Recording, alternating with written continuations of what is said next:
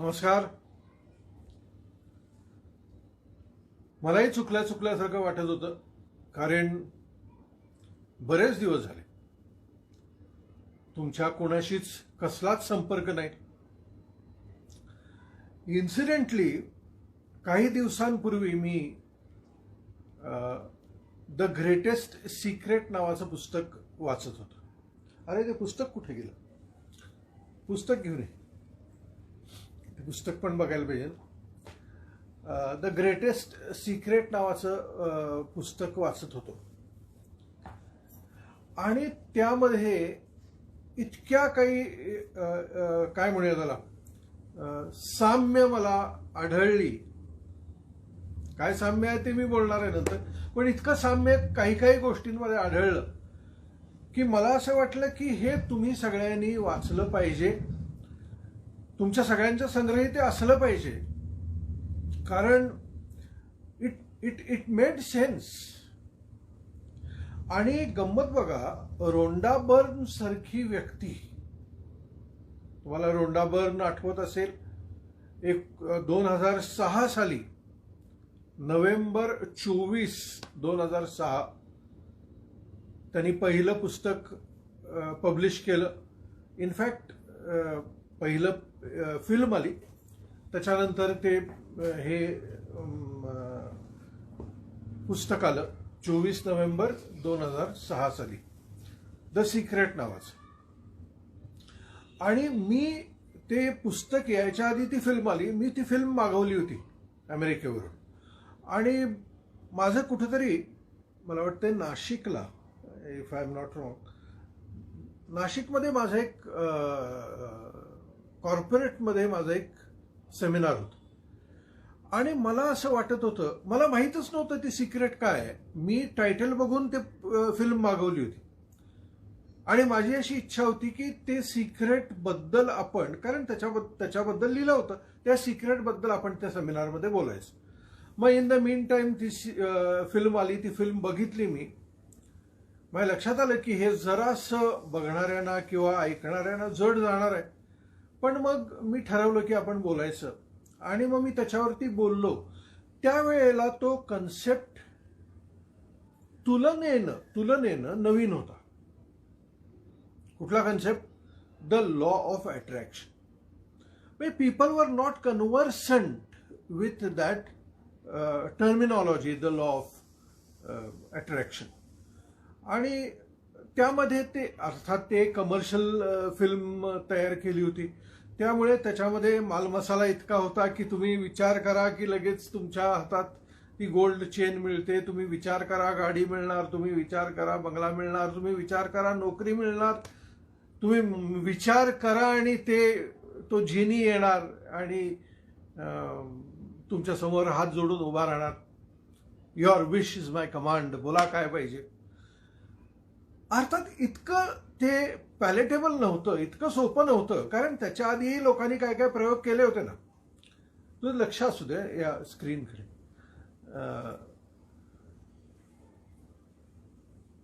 प्रयोग केले होते लोकांनी, त्यामुळे त्यांना हे मानायला थोडंसं अवघड होतं की काहीतरी मी विचार केला आणि लगेच ते माझ्यासमोर प्रकटतंय. पण त्या फिल्ममध्ये एवढे सायंटिस्ट आहेत, एवढे फिलॉसॉफर्स आहेत, एवढे कोण क्रिएटिव्ह लोक बोलत होते की तुम्हाला मानणं, ते काय म्हणतात, हे मानायला तर पाहिजेच होतं. अर्थात त्याच्यानंतर हळूहळू ती फिल्म इंडियामध्ये देखील पॉप्युलर व्हायला लागली. त्याच्यानंतर ते पुस्तक आलं, लोक पुस्तकं वाचायला लागले. अर्थात नंतर ते फार मोठं सगळं प्रकरण झालं, एक जागतिक वैचारिक क्रांती झाली, तो विषय वेगळा. पण हळूहळू लोक वाचायला लागले आणि माझ्या लक्षात आलं की हा कन्सेप्ट काय नवीन नाहीये. अगदी जोसेफ मर्फीनं कित्येक वर्षापूर्वी, म्हणजे 50s मध्ये हा कन्सेप्ट मांडला होता, your subconscious mind, the power of your subconscious mind नावाच्या पुस्तकातून. आणि त्याच्याशिवाय बरेच, नेपोलियन हिलनी हाच विषय मांडला होता, थिंक अँड ग्रो रिच मधून. वॅटल्सनी मांडला होता, बरेच लोकांनी मांडला होता. त्यामुळे विषय नवीन नव्हता, पण त्याची जी मांडणी होती ती वेगळी होती. आणि लोक आकर्षित झाले, त्या पुस्तकाकडे आकर्षित झाले, त्या फिल्मकडे आकर्षित झाले. आणि त्यावेळेला मला असं वाटलं की हे एवढं मोमेंटम जर गॅदर करायला लागलंय तर हे त्या लोकांनी जसं प्रोजेक्ट केलेलं आहे उतना आसान नाही आहे.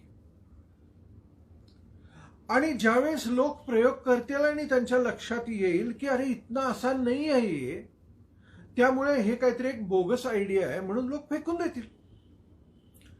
आणि म्हणून मला असं वाटलं की आपण याच्यावरती बोललं पाहिजे. आणि मग मी एक लेक्चर सिरीज जवळजवळ महाराष्ट्रातल्या सगळ्या भागांमध्ये, महाराष्ट्रात, दिल्लीत, आणखीन बाहेर अनेक ठिकाणी जाऊन the secret beyond the secret या नावाने मी बोलायला लागलो. तुम्ही मला जे आता ऐकत आहात ना, तुमच्यापैकी बरेच लोकांनी मला 2006-2007 साली ऐकलं असेल. अर्थात मी काय बोललो हे माझ्या चॅनलवरती त्याचा व्हिडिओ पण आहे. तुम्ही जर सर्च केलं the secret beyond the secret by Pradeep Pawar तर तुम्हाला ते देखील बघायला मिळेल तो व्हिडिओ. मी काय बोललो होतो. मला असं लक्षात आलं होतं की ही कन्सेप्ट चांगली आहे, करेक्ट आहे, पण इसमें एक ग्लिच है, एक प्रॉब्लेम आहे.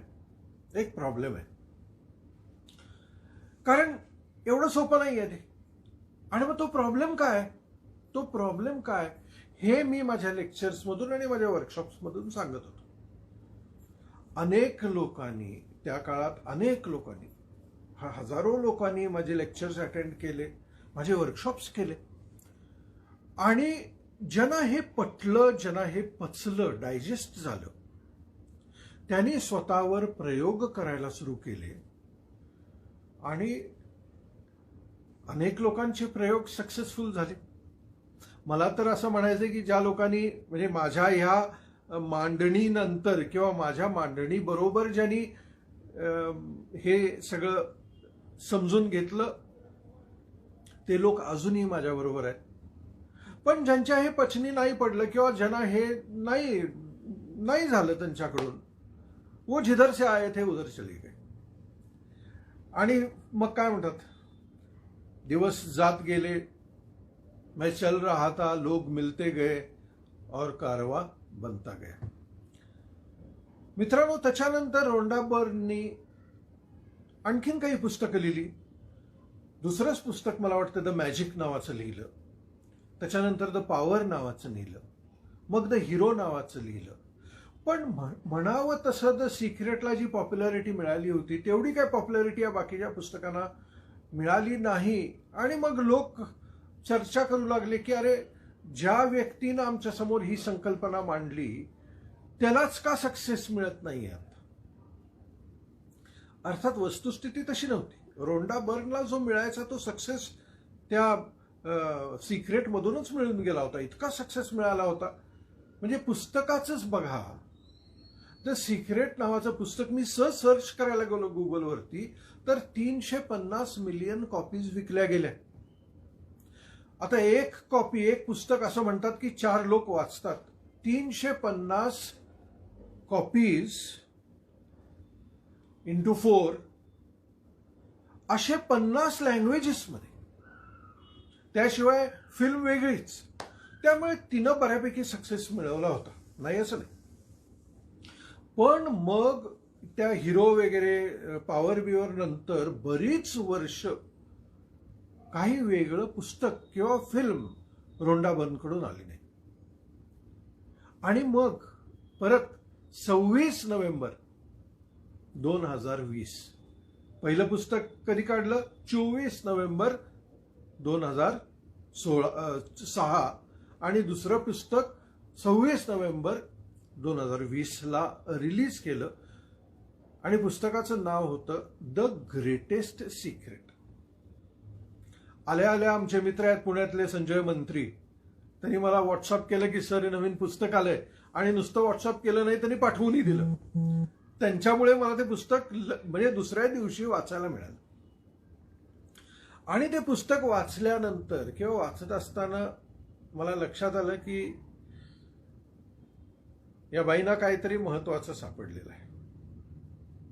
मित्रांनो, झालं असं त्यांनी असं लिहिलंय त्या पुस्तकामध्ये की सिक्रेटच्या यशानंतर त्यांचं आयुष्य व्यवस्थित उत्तम चाललं होतं आणि 2016च्या दरम्यान त्यांच्या जीवनामध्ये काही अशी उलटापालट झाली ज्याने त्या इतक्या डिसअपॉइंट झाल्या, इतक्या डिस्करेज झाल्या की त्या विचार करायला लागल्या की अरे माझ्यासारख्या व्यक्तीच्या जीवनामध्ये हे कसं काय झालं आणि मग ह्यातून मी बाहेर कसं पडणार, how do I come out of it. आणि त्यांना जे काही ते सिक्रेटच्या माध्यमातून कळलं होतं ते पुरं पडेना. शी बिकेम व्हेरी डिस्टर्ब्ड. आणि मग शी वॉन्टेड, गंमत बघा इथं काय आहे फार महत्वाची, the reason why am talking to you is, पहिलं सिक्रेट जे पुस्तक होतं त्यामध्ये त्यांनी लॉ ऑफ अट्रॅक्शन मांडला आणि सगळं तुम्हाला जीवनामध्ये जे जे हवं आहे ते कसं मिळवायचं ह्याच्याबद्दल ते बोलले. काय हवं होतं लोकांना? यश हवं होतं, पैसा हवा होता, प्रसिद्धी हवी होती, गाडी हवी होती, बंगला हवा होता, नोकरी हवी होती, बिझनेस हवा होता, वगैरे वगैरे वगैरे वगैरे. सगळं ऑब्जेक्टिव्ह हवं होतं. रोंडा बर्नच्या जीवनामध्ये देखील हे सगळं आलं. पुढे रोंडा बर्न अशी म्हणते की बाबा पर्पस काय होता जीवनाचा, म्हणजे सिक्रेटच्या काळाचा पर्पस जर आपण बघितला, पर्पस काय होता की मला आनंदी व्हायचा आहे शेवटी. आणि मग हा आनंद हे सगळे लोक कशातून मिळवत होते? सगळ्या ऑब्जेक्टिव्ह गोष्टीतून हे लोक हा आनंद मिळवत होते. रोंडा बर्न देखील त्याच पद्धतीत आनंद किंवा जे काही मिळवायचं होतं ते मिळवत होते. पुढं ज्यावेळेस परिस्थिती काहीतरी विचित्र घडली त्यावेळेस रोंडा बर्नच्या लक्षात आलं की नुसत्या या ऑब्जेक्टिव्ह गोष्टी मिळवून मला जी गोष्ट हवी आहे, मला जो खरा पेरिनियल न संपणारा आनंद हवा आहे तो मला ह्यातून मिळत नाही. अर्थात ही कुठली तरी विचित्र गोष्ट घडली आणि मग रोंडा बर्नला वाटायला लागलं की मुझे ये नहीं चाहिए, मुझे इससे ज्यादा कुछ चाहिए. आणि त्या बाई सर्च करायला लागल्या इंटरनेटवरती काय मिळतंय. आणि योगायोग बघा, मी नेहमी म्हणतोय काहीतरी योजना असते, इथं योगायोग नसतो, ऍक्च्युली सगळ्या योजना असतात. रोंडा बर्न पोचल्या कॉन्शियस टीव्ही नावाचं एक चॅनल आहे युट्यूबवरती. त्या चॅनल मधल्या एका व्हिडिओवरती, जो व्हिडिओ आहे डेव्हिड,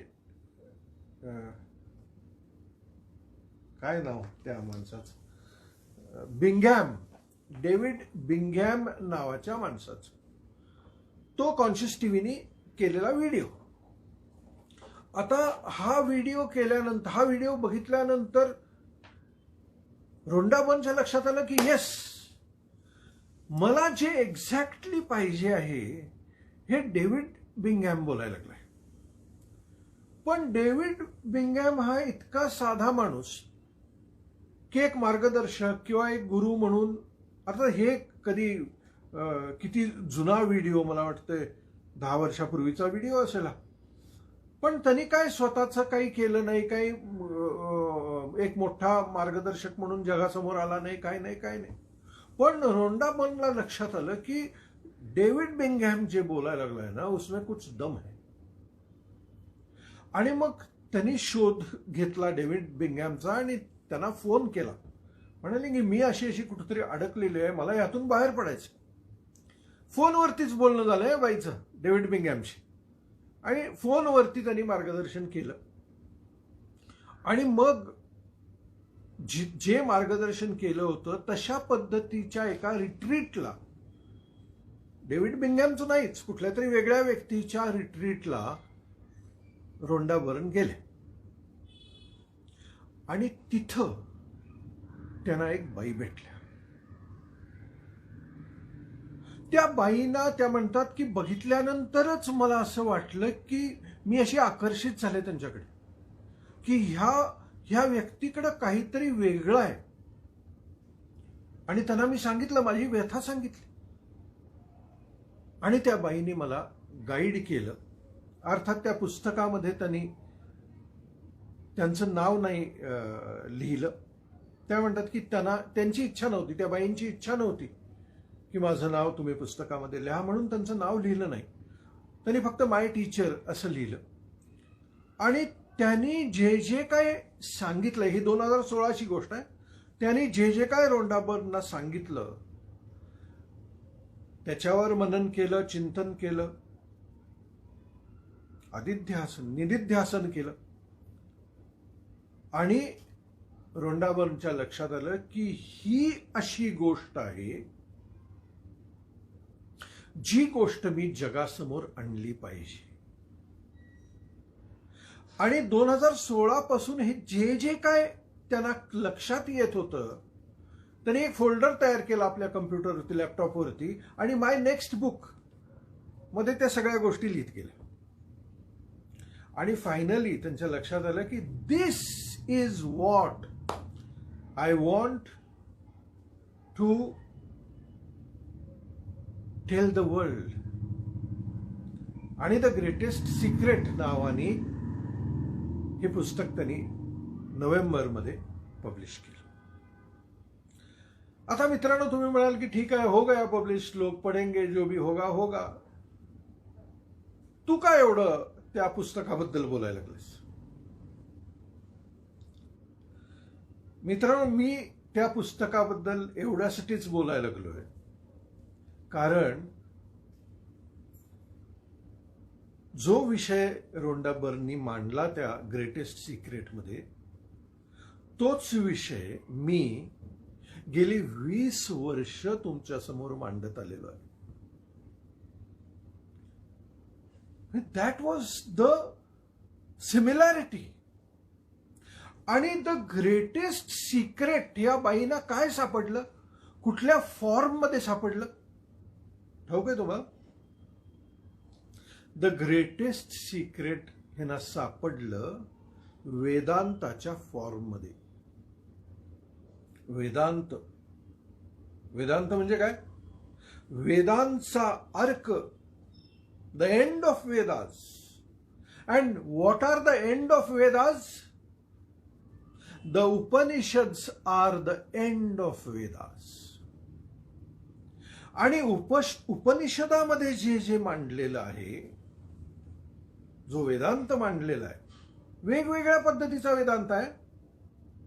एक अद्वैत वेदांत आहे, एक विशिष्ट अद्वैत वेदांत आहे, एक द्वैत आहे, एक सांख्य आहे, एक योग आहे, एक तंत्र आहे, एक काश्मीर शैविझम आहे.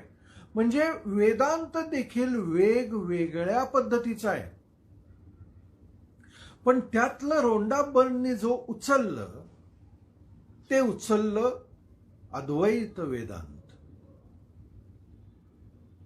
आणि या पुस्तकामध्ये पहिलाच चॅप्टर त्यांनी लिहिला जो अद्वैत वेदांतामधला फार महत्वाचा चॅप्टर आहे.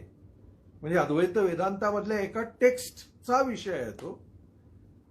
ते टेक्स्टचं नाव आहे दृग्दृश्य विवेक. दृग्दृश्य विवेक. दृग म्हणजे सियर, बघणारा. दृश्य म्हणजे बघितलं जाणार. आणि विवेक म्हणजे टू अंडरस्टँड, कोण बघतंय. जर तुम्ही या पुस्तकाकडे बघत असाल आता, कोण बघतंय? तुम्ही म्हणणार मी बघतोय. अद्वैत वेदांतामध्ये तसं मांडलेलं नाही, दृग्दृश्य विवेकामध्ये तसं मांडलेलं नाहीये.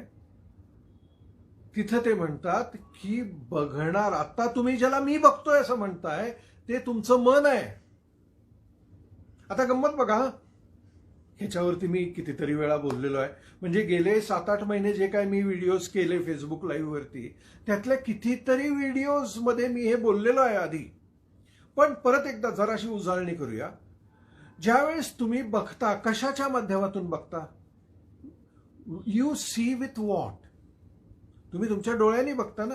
तुमच्या डोळ्यांनी तुम्ही हे पुस्तक बघता. डोळ्याला हे पुस्तक दिसतं काय? म्हणजे तुम्हाला डोळे दिसतात काय? तुम्हाला डोळे दिसत नाहीत, पण डोळ्यांना हे पुस्तक दिसतं, बरोबर? मग आता नुसतं पुस्तक दिसतं काय? किंवा नुसती कुठलीही गोष्ट दिसते काय आपल्याला? कारण नुसती कुठलीही गोष्ट ज्यावेळेस आपल्याला दिसते त्यावेळेस ती मग आपल्या चित्रितच होत नाही किंवा त्याची आपल्याला जाणीवच होत नाही. ज्यावेळेस आपल्याला एखादी गोष्ट दिसते त्यावेळेस आपल्याकडे एक फॅकल्टी आहे जी त्याच्यावरती काहीतरी आपलं मत व्यक्त करते. हा भारी आहे, शी हा बेकार आहे. ठीक आहे, कुठून आलं हे? एखादा तुम्ही सुंदर सनसेट बघितला, नुसता सनसेट बघितला आणि काही झालं नाही. अर्थात अशी पण माणसं असतात की ते एखादं सुंदर काहीतरी बघतात, एखादं सुंदर पेंटिंग बघतात, पण त्यांच्या चेहऱ्यावरची रेष देखील हलत नाही. हे थोर, आपण यांच्याबद्दल बोलायला नको, हे थोर असतात. पण एखादा सुंदर तुम्ही जर सनसेट बघितला, सनराईज बघितला, किती छान आहे असं एक आत येतं ना. ते कुठे येतं? ते डोळ्यांमध्ये येतं काय? बघताय कशातून? डोळ्यातून. पण हे जे काही इंटरप्रिटेशन आहे, हे जे काही फिलिंग आहे, हे कुठून आलं? मनात. मग तुम्ही त्या मनाकडेही बघू शकता ना. म्हणजे तुम्ही हा जो विचार मांडलेला आहे, किती छान आहे, किती वाईट आहे, हे पण तुम्ही ऑब्झर्व करू शकता ना. तुम्हाला याची जाणीव होऊ शकते ना. मग दृगदृश्य विवेकामध्ये म्हटलेलं आहे की तुम्ही मन नाही आहे. मग तुम्ही कोण आहे? तुम्ही आणखीन एक अस्तित्वाची फॅकल्टी आहे जी या मनाकडेही बघते आणि डोळ्याकडे म्हणजे शरीराकडेही बघते. म्हणजे तुम्ही शब्दशः शरीर पण नाही आहे, कारण you can look at it. मी हाताकडे बघू शकतो, हात माझ्याकडे नाही बघू शकत, बरोबर आहे ना. मी हाताकडे बघू शकतो, हात माझ्याकडे बघू शकतो काय? नाही. सो मी शरीराकडे बघू शकतो, म्हणजे मी आणि शरीरामध्ये काहीतरी गॅप आहे, पहिली गोष्ट. दुसरी गोष्ट, मग बघितल्यानंतर जी आतमध्ये प्रक्रिया निर्माण होते त्याची देखील मला जाणीव होते. प्रक्रिया कुठं निर्माण झाली? मनामध्ये निर्माण झाली. मग त्याची देखील मला जाणीव होते. म्हणजे मी त्यालाही बघणार आहे, म्हणजे मी मन नाहीये. मग मी कोण आहे? या शरीराकडे आणि मनाकडे बघणारा जो तिसरा डायमेन्शन आहे, ज्याला तिसरा डोळा म्हणा पाहिजे तर तुम्ही, पण ज्याला अध्यात्मामध्ये साक्षी भाव म्हणतात. तिथं इंटरप्रिटेशन नाही आहे, साक्षी आहे फक्त. अस्तित्वाचा हा जो सगळा स्पेस आहे, या स्पेसमध्ये तुम्ही बसलेला आहात ना. हा स्पेस साक्षी आहे. स्पेसला काही घेणं देणं आहे काय? की तुम्ही चांगले कपडे घालून बसलाय, की तुम्ही वाईट कपडे घालून बसलाय, की तुम्ही आज दाढीच केलेली नाहीये, तुमचे केस आज पांढरेच आहेत, काय घेणं आहे काय त्या स्पेसला? No. Space is just observing you. हा जो स्पेस लाईक कॉन्शियसनेस आहे, ज्याला चिद आकाश म्हटलेलं आहे,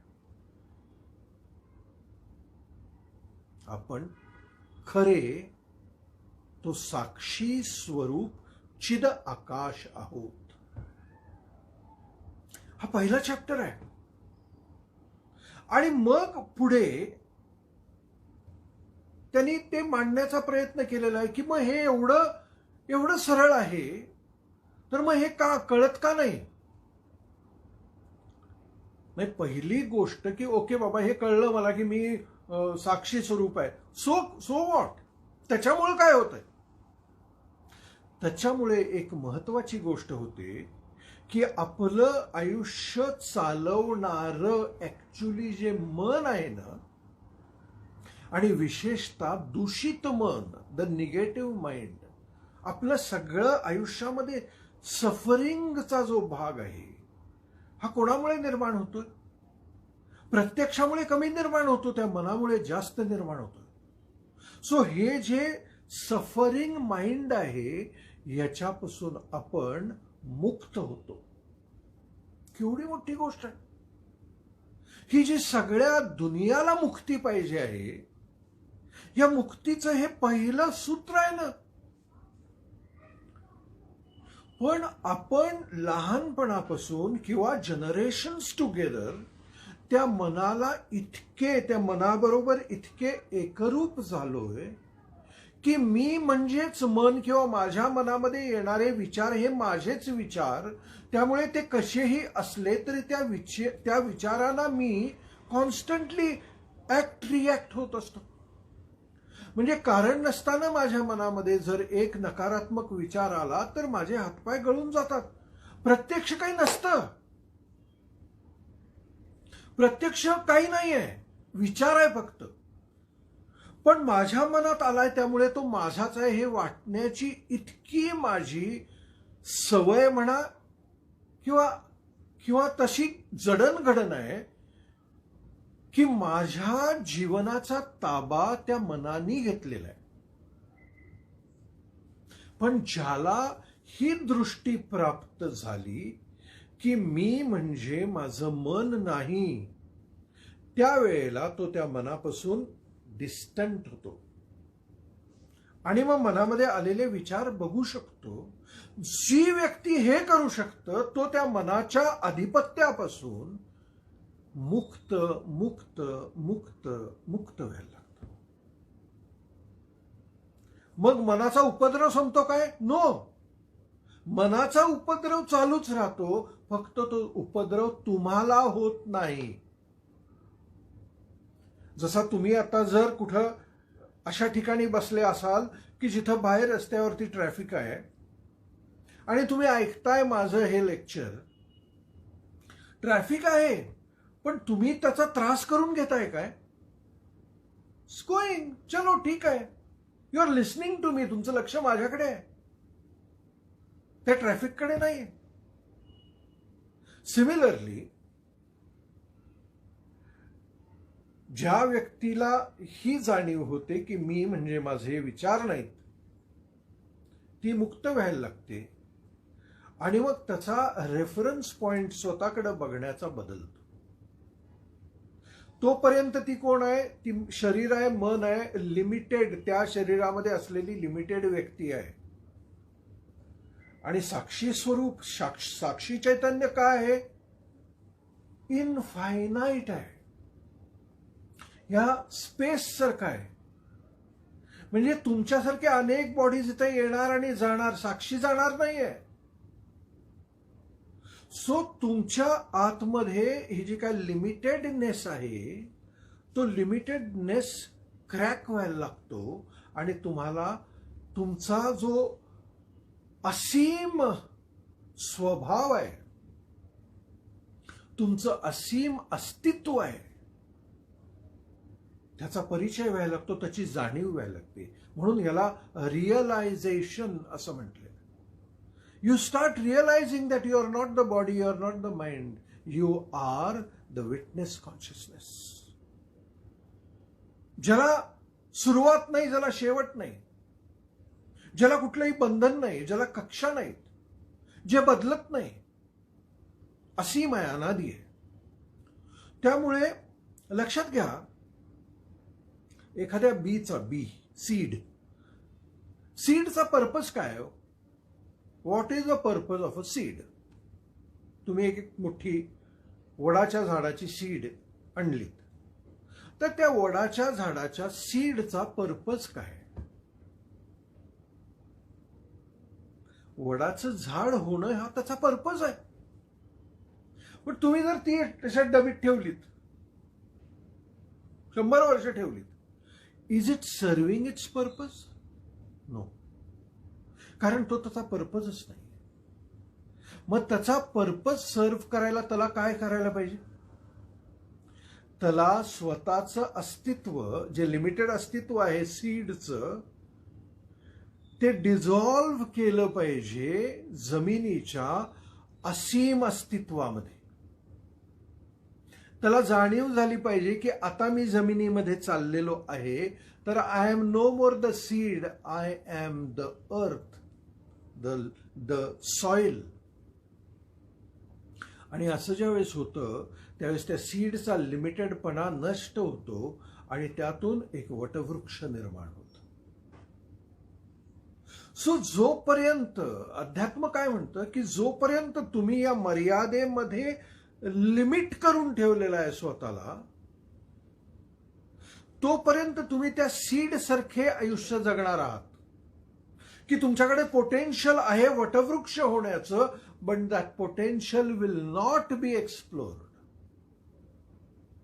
पण जर तुम्हाला हे कळलं की मी इन रियालिटी इनफायनाईट आहे, तर ही सगळे लिमिटेशन्स डिझॉल्व्ह व्हायला लागणार आणि तुम्ही एका अनलिमिटेड डायमेन्शन मध्ये प्रवास करणार. कबीर म्हणतात तसं, जब मैं था तब हरी नहीं, मीच होतो, हरी कुठं होता. अब हरी है म्हणजे रिअलायझेशन, जाणीव झाली की तो प्रत्यक्ष असीम अस्तित्व आहे. जलाध्यात्मामध्ये, आपल्याकडच्या इंडिक अध्यात्मामध्ये Brahman, it is called Brahman. ब्रह्मनचा अर्थ काय? Infinite, vast. सो ज्यावेळेस कबीर म्हणतात अब हरी है मैं नहीं, सब अंधेरा मिट गया जब दीपक देखा माही, सब अंधेरा मिट गया. आणि तेच रोंडा बर्न या पुस्तकामध्ये सांगायचा प्रयत्न करतायत. सब अंधेरा मिट जाएगा जब आप ये पहचान पाओगे कि आप कोई लिमिटेड व्यक्ति नहीं हो जो खुद को समझ रहे हो. इन रियलिटी आप अनलिमिटेड हो. आणि अर्थात मी गेली 20 वर्ष ह्याच्यावरच बोलायला लागलोय. मनी उपासना ऍडव्हान्स नावाचा जो आपला वर्कशॉप आहे, त्याच्यामध्ये मी दरवेळेला हे सांगण्याचा प्रयत्न करतोय की touch that dimension and things will start happening. आपला शिवोहम नावाचा जो रिट्रीट आहे 3 दिवसाचा, हा शिवोहमचा सगळा प्रिमिसच हा आहे, टच करा. पण टच नाही होत. का होत नाही? कारण तो इतक्या आपल्या आत आहे. आपल्याला सवय, बघायची सवय काय आहे? जे बाहेर आहे. जर माशाला तुम्ही सांगितलं की जरा पाणी दाखव रे मला, मासा पाणी कसा दाखवेल? तो इतका त्या पाण्याशी इनबिल्ट आहे की त्याला तो पाणी नाही आहे हे कळतच नाही. सिमिलरली तुम्हाला आम्हाला की मी मन नाही, मी शरीर नाही केवळ, हे कळतच नाही. मी शुद्ध चैतन्य आहे, या चैतन्याचा स्पर्शच होत नाही. आणि रोंडा बर्न म्हणतात की ज्याला हा स्पर्श होईल उसकी नैया पार हो जाएगी. पुढे त्या पुस्तकामध्ये त्यांनी काही एक्सरसाइजेस करायला सांगितलेले आहेत. अर्थात नुसतं पुस्तकातून हे नाही होणार, कारण तुम्ही तो प्रयत्न करत असताना तुम्हाला ज्यावेळेस प्रश्न पडतील त्यावेळेस तुम्हाला तिथं एक मार्गदर्शक हवा, to tell you whether what you are experiencing is that the infinite consciousness, or is it your mind again projecting itself as infinite consciousness. So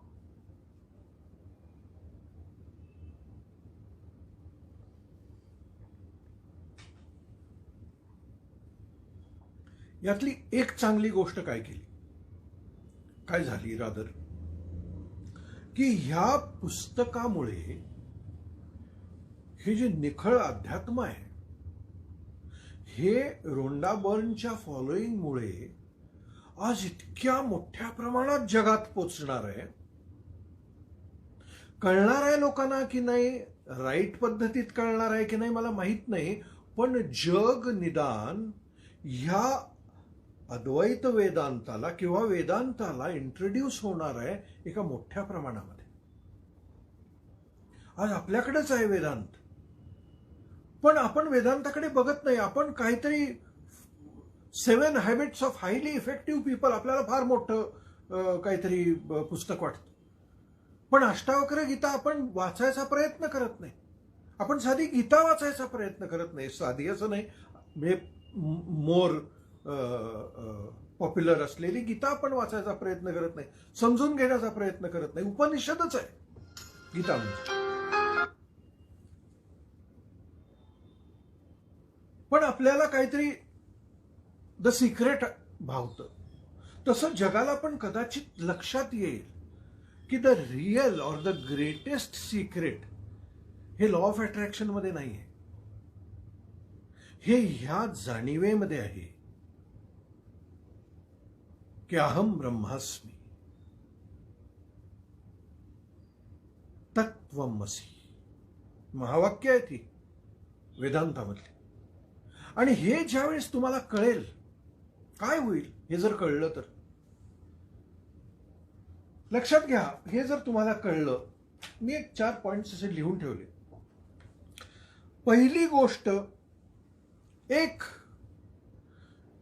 जो पेरिनियल सदैव वाहत राहणारा आनंद, सुकून, स्वास्थ्य जे आपल्याला अपेक्षित आहे ते अंतरंगामध्ये निर्माण व्हायला लागेल. नंबर 1. नंबर 2, आपला लिमिटेडनेस कुठंतरी क्रॅक होईल.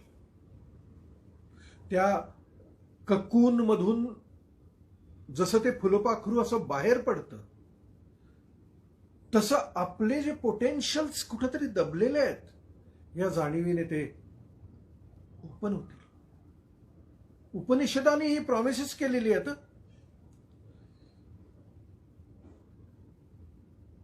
आपण अशा एका क्षेत्रामध्ये, रेल्म मध्ये जगायला लागू ज्याला इन्फायनाईट पोटेन्शियल म्हटलेलं आहे.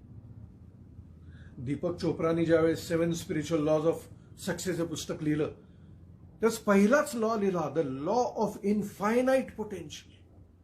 तेच लिहिलंय दीपक चोप्रानी 7 स्पिरिच्युअल लॉज मध्ये, तेच लिहिलंय जे या ग्रेटेस्ट सिक्रेट मध्ये.